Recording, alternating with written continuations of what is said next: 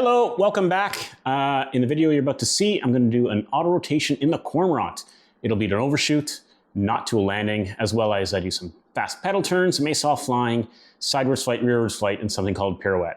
If that's all you're interested in, just hit skip to the next chapter and go watch. For now, I'm going to talk a little about what is an auto rotation.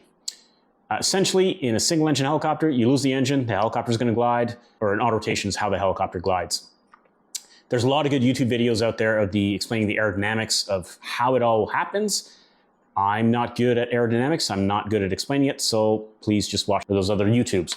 What I will talk about a little is the mechanics behind it. What exactly is happening? That is what an auto is. We can check that off. You'll hear in the video me refer to something as there is the split. What is the split? You have an engine which drives a transmission, which drives a rotor head. In case of an engine failure, you want the engine to disconnect, decouple, or split from the transmission so that it doesn't cause any drag. You don't want the rotor head in an auto rotation driving a transmission and then back driving the engine. That's a lot of drag. When you're talking about a helicopter that's gliding at a ratio of like 3 or 4 to 1, you want to save as much drag as you can. So if we look at a transmission and an engine, they each have a tachometer that tells you how fast they're spinning, and it gets converted into a percentage. We normally fly it around 100%, or in the case of the Cormorant, 102%. Long story. So you'll have the RPM gauge, the tach for the engine and the transmission. In normal flight, everything's good. It's going at 100. They're both going at 100. But in case of an engine failure, the RPM will drop down to here to say 0. Now helicopters don't have two gauges like this. They have something called a dual tachometer or a dual tach. Both the instruments or both the gauges are into one. So you have the engine and the transmission, or the rotor if you will, both right there. In normal flight, they both at 100. In case of an engine failure, one of the first indications is you're looking at your RPM gauge. You can also look at your torque gauge, and then you'll see it go this. So when that needle, because normally the two needles are right on top of each other, when that one needle drops, it splits. That's where the term came from. You have a split. It's split off. You have an engine failure or a bad engine. So that's what splitting is. It is just the two gauges, the two speeds are now different from each other. Or sorry, that's what split refers to. Next up, how does that actually work? So you've got your engine and transmission, and you want the engine to drive the transmission. But in the case of an engine failure, you want that engine just to decouple itself. How do you do that? Well, you could have a bunch of sensors, some clutch packs, and some hydraulics, and a computer, and a controller, and all this other stuff to make it work that way, that it just decouples, splits itself off whenever it senses an engine failure. That's pretty complicated, that's pretty heavy, and that's probably prone fail. The other thing you could have is this. This is a Sprag clutch. This one is broken, and this is the magic. This is a type of one-way freewheel. It grips in one way, releases in the other. So how that would work is you have the engine drive shaft, which turns, and you want it to always turn the rotor head. So the rule is kind of like on a pedal bike. The drive shaft cannot go faster than the rotor head or the wheel of a bicycle, but the rotor head or the wheel is allowed to go faster than the drive shaft. So like a pedal bike, when you pedal, your feet can't go faster than the tire. But when you're coasting downhill or you decide to stop pedaling, the tire will spin, but it won't spin the pedals, right? You can just keep your pedals or your feet stand still. Same thing in a helicopter. You have engine drive shaft and you have transmission drive shaft. You know, it spins at the same speed, or this one spins faster. And more specifically, this one is solid and this one's kind of like a cup, and it fits around here like that so that it can go in one way, but in the other way, this will spin freely. And this little guy right here is in between the two. So it grips one way, but then the other way can spin freely. if you were to zoom up, here's some close-up pictures. As you can see, it's just made of a bunch of these little specialized keys. They're kind of cool. Anyways, if you were to zoom, you would have, this is a cross-section of the engine drive shaft. I may have the order wrong, but that doesn't matter. And then up here, you would have the other drive shaft, this hollow drive shaft. That's a really horrible circle. I apologize. That's also equally horrible. And this is connected to the transmission or the rotor head.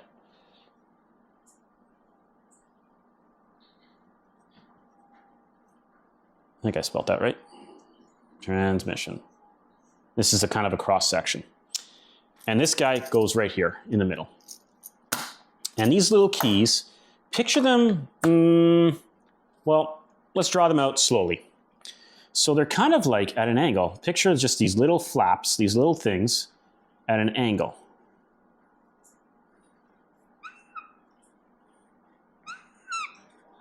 So when the transmission is spinning faster, all these little keys kind of go flat like that. And it creates a bit of a gap in between here and here. There's a gap, things get allowed to spin freely. But if all of a sudden the engine tries to turn faster, all these little keys kind of jam and bind.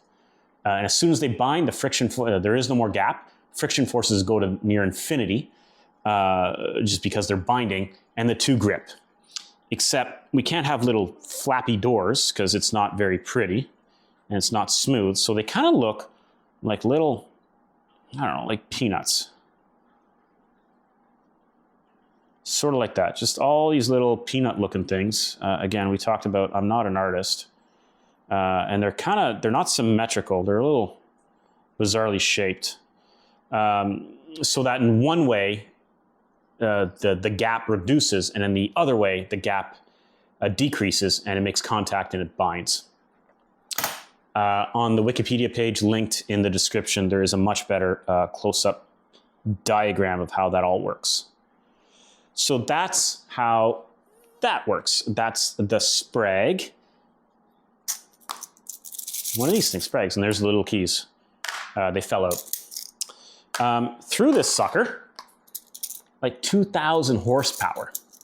How does 2,000 horsepower goes through this? It has to do with a bit of math. So yes, 2,000 horsepower, but also at 30,000 RPM or 20,000, some ridiculously high number. When you have 20, 30,000 RPM and 2,000 horsepower, it's actually only a few hundred foot-pounds of torque, which is very capable of this. Which brings me to another point. Wouldn't it be easier if you looked at the original diagram? So right now we've got the Sprag here. Why don't we put it up here between the transmission and the rotor head? Wouldn't that make more sense? It'd be a lot less drag. You wouldn't have to turn the transmission, right? True. The problem, two problems. First, this spins at like 200-300 RPM. So the amount of torque, 6,000 horsepower at 2-3 RPM, is a lot. You could probably design one of these to hold that kind of torque. So it is a problem, but you could get away with it. The other problem, though, is hydraulics and electrical power. The transmission also powers hydraulics and electrical. I cannot fly the helicopter. I cannot control it whatsoever without hydraulic power. You take away hydraulic power, the helicopter is just a brick. Simple as that. I need hydraulic power. So important, in fact, there's 3 independent hydraulic pumps. So rotor and an auto rotation drives the transmission, which drives hydraulic pumps, which allows me to control it. So that's why we do it that way. A, because designing a Sprag clutch up here would be bulky and big. And B, I need hydraulic power, and electrical power helps as well.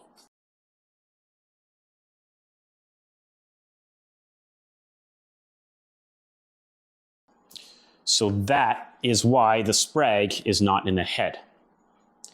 Last 2 points. Why don't I land it? So, Jet Ranger, Robinson helicopter, other small little helicopters that you learn on. Yes, we land those after an auto rotation. The instructor pulls the power off, and you just have to land it at 500 feet to touch down on the grass. I've done it many times in a Jet Ranger. It's fun. You can't really do it in a Cormorant. The speeds involved are considerable in a Cormorant. What we do have is a simulator. So it's much, much safer to practice auto rotations in a Cormorant in a simulator. For example, I got to start flaring at 150 feet. The rate of descent is probably closer to 2,500 feet a minute. And the slowest I've ever landed one of them is about 25 knots going forward. Test pilots probably do it for certification in the aircraft under controlled conditions, and that's about it. So the risk versus reward is not there. You risk really damaging the helicopter, and the reward is almost negligent. A, the chances of you having a triple engine failure are not as common as, say, a single engine airplane. And B, we have a simulator. That's what it's for, to go and play in that thing and crash and practice and learn. So that's why I don't do it for real. Lastly is, why am I doing this at all? This is a maintenance action. Something happened in the helicopter. I think it was an engine change and possibly a few other bits and pieces that were routine. And post-maintenance, there are certain actions you have to do. The manufacturer called up that an auto rotation and airfield maneuverability checks have to be done. So that's an auto, as well as sidewards, rearwards, flight, and spot turns. So that's why we did them. It was maintenance. So what you will see, we can't pull the engines. So what I have to do is lower the collective far, far, far to try to speed the rotor up to get that split. So that's it. That is all I wanted to explain to you. To recap, auto rotation, it's how a helicopter glides safely after losing all engine power. Aerodynamics of it and how the thing works, great YouTube videos out there. You're best off watching one of those. Split. Splitting is the decoupling of the engine from the transmission, and it manifests itself by the engine RPM and the rotor RPM being different. The needles split, or in our case, they drop off. Sprag clutch. This sucker, it is a type of one-wheel freewheel. It works very, very simply by a bunch of keys that create a gap working in one direction and bind in the other direction. Cool piece of kit. Why didn't I land it? Because we practiced in the simulator how to land it. It would be unsafe to practice landings in the real thing. Risk reward is not there. Why isn't there a Sprag in the head? Because I need the rotor to turn the transmission to give me hydraulic power so I control the helicopter. And I'm only doing this as part of a maintenance action. I am a qualified maintenance test pilot, and this is the final step in that maintenance action before I can be released for service. That's it, that's all. Enough talking, let's go flying. All right, we're on final. Roger. Aries assured. You want to get us clearance for auto rotation? Taro cast 901, looking to enter the auto rotation.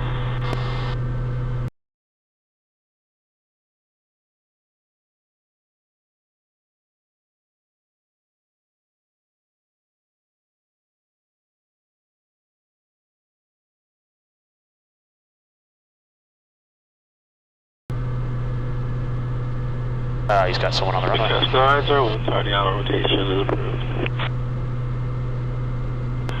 901, roger. I see traffic on the runway there as well. Yeah, he's exiting there. He's full stop lander. 901, copy. Big Keel Tango targets to your left of Echo, taxi Echo Alpha and Charlie. Charlie's at your discretion. There's the split. Not on the ground now. Split. High. Stating 16. Echo, Everything looks good. Alpha, Charlie, high. discretion, and I'm on the ground. Now we're going to rejoin. Making carrier torque, and now we're going to re-enter auto rotation.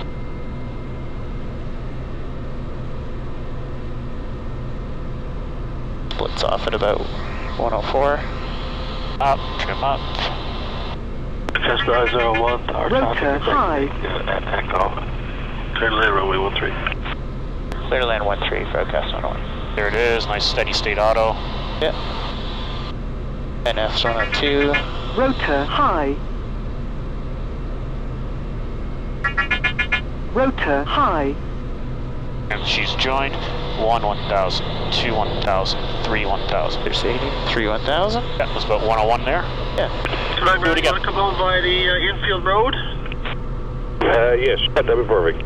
Staff to on the infield road, your discretion, Alpha to the 8%. 29, thanks. You want to do it again? Yeah. I wasn't happy. Okay.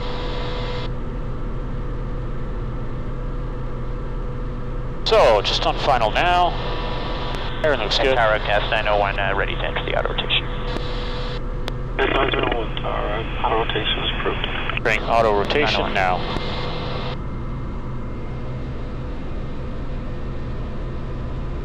There's a split. You can hear it in the Rotor ears. high. Nice and steady.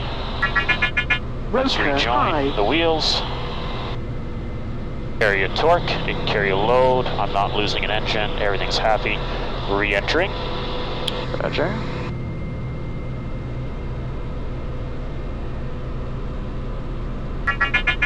Rotor high. 108. Nice and steady. And we're looking for Rotor freewheel high. rejoin here. Rejoin and 1,000, 2, 1,000, 3, 1,000. There you go, but 101, right? Cool. Yeah. Now we just need hover work over a runway. Okay, roger that. Going asking, please? Yeah, what do you Doesn't want to matter. go for? Whatever he wants. Okay. That's how we're all complete with the auto rotation. We'd like to proceed to a runway for hover work.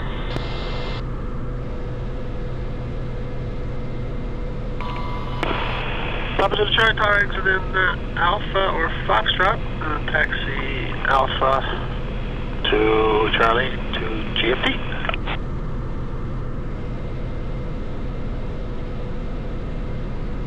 Tower Cast 901, I'll finish with the auto rotation, looking for hover work on a runway.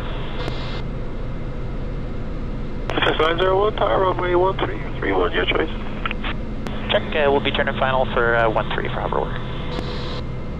Papa to the Charlie Tower, exit in Foxtrot, taxi Foxtrot Alpha Charlie. Line on the ground now in 12.9. Exit in Foxtrot, Not but much I'm wind, going is to there? need some more time to do my checks. Is it okay if I hold short on Foxtrot? Papa Zulu Charlie? Yes, yeah, you can do your checks on Foxtrot. Thank you. Hold short on Foxtrot for Papa Zulu Charlie.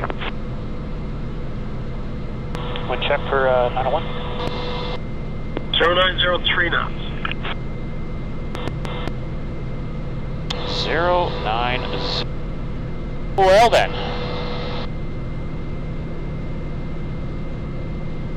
Another lap around? I'm just gonna set it up somewhere on the runway. Okay, we don't have clearance yet. It's hover work, it's kind of a gray area. Check height. Check height. Fuel, we got 2400. I'm a little heavy, aren't I?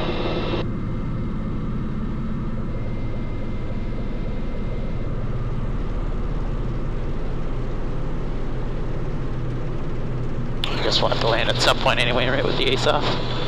Yeah, yeah.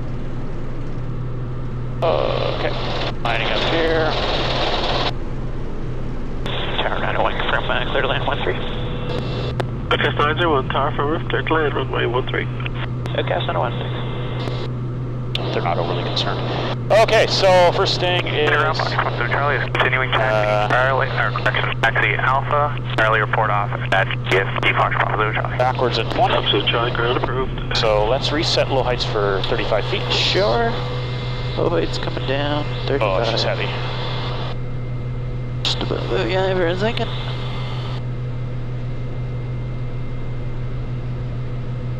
There you go. You take control for a second? Have control. Sorry, I just kicked the seat pedals. Just gonna triple check my seat.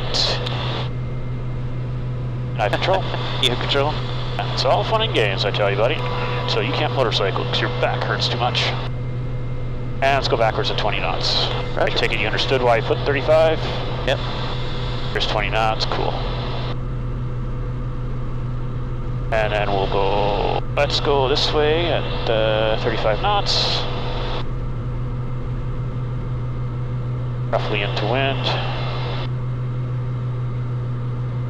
103. Very easy this way. Very difficult the other way. Here's 35. Cool. Just slowly put the brakes on, checking my altitude there.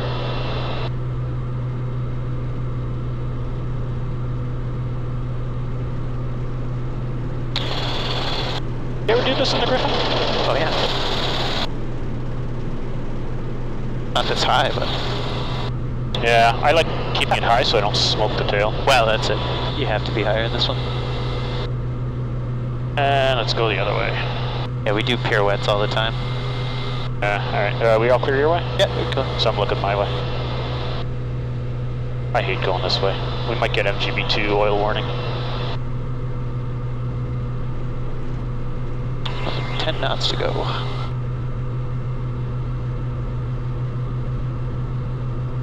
1 How are we doing for speed? There's 30. 33. 35. Caution. MGB press 2, clearing. Oh, bit of a balloon. I'm sloppy pilot today, I think. Some turns. Yeah, so next up is spot turns up to 25 degrees per second. We're at 25 degrees per second. Acknowledging that our limit is what, Matt? For the turns per second? Yeah. 45? 30.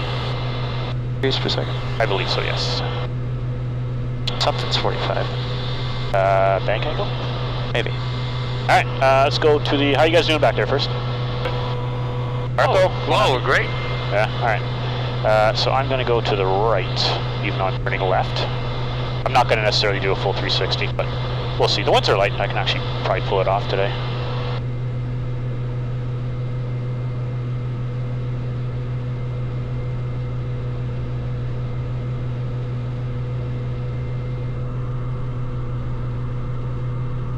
You're doing a great show for those cars, huh?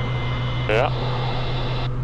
Cool, how'd that feel? Everyone's happy, everyone feels good. It's just enough to... Yeah. You wanna know how fast I got it in 903? Nope. Not right now. Apparently I hit in excess of 100 or 140 degrees per second. Oh my god.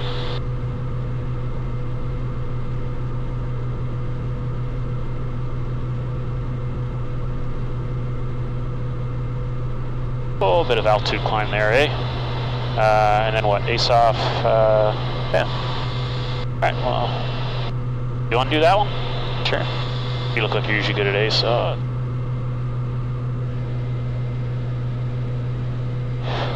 Cool, whenever you want. It's not trimmed and you have control. Roger, I have control. Yeah, so it's just an ASE Off landing. Sounds good. Check height. Turn right. So you turn off the ACE as you see fit, and you do a landing. You're a Griffin guy. You should be able to do this without so much. Check height. Check. Alright, move down.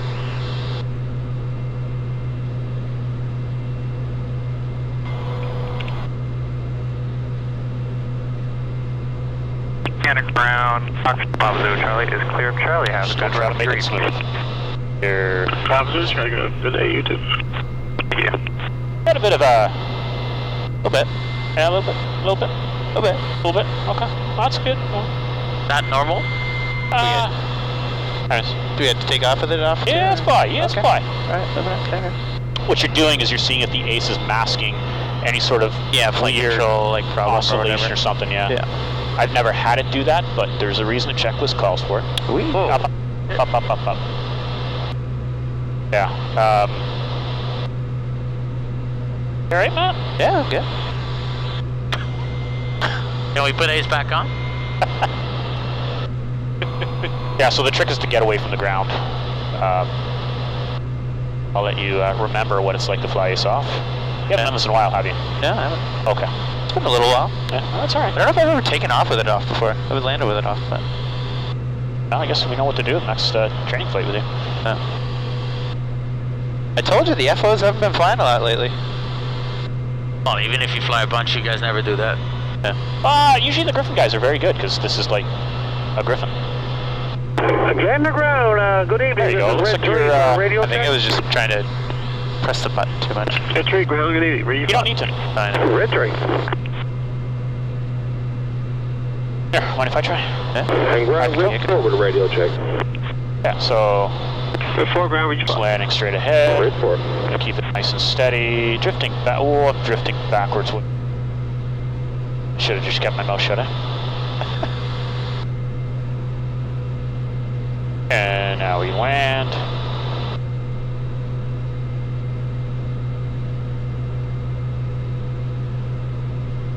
Just like that.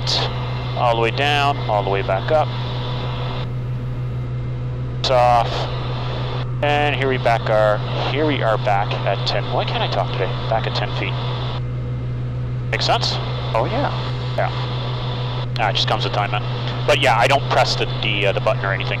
No, it got better as soon as I stopped doing that. Some people turn the trims off and turn into a Jet Ranger, and that's fine. I don't really recommend it because you need to get good at practicing flying ASE Off against the pressures in case because you forget to turn it on or it gets pickled off or something happens, right?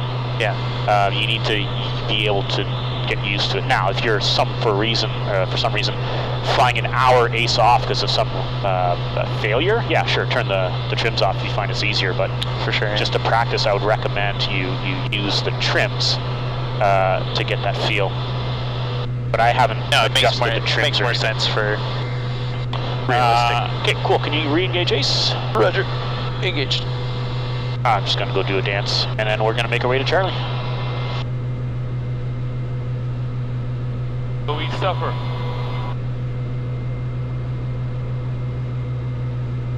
Which way do I want to go? This way? No, let's go.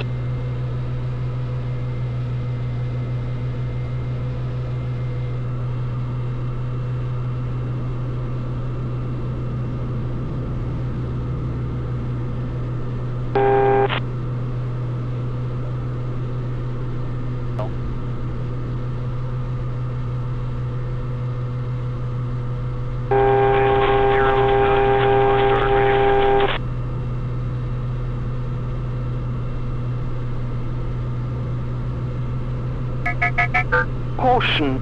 Yes. That's not too bad, is it? Yeah, that's pretty good. I think we should go direct Charlie now. You got your night trainer, too? Yeah, exactly. And Tower, 901 all done on 13, looking for direct Charlie. That's 901, guys. You guys are awesome. Proceed direct Charlie. Roger, awesome. Direct Charlie, 901.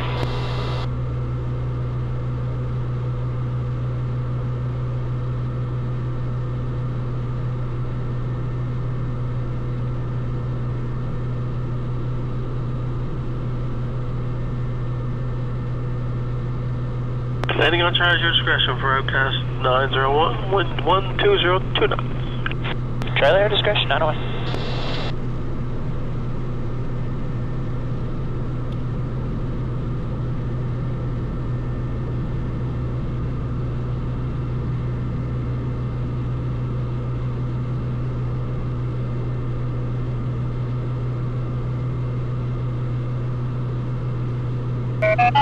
Check height. 12. Check height. Ground, red 2 with a radio check. Red 2, ground, read your phone. Red 2.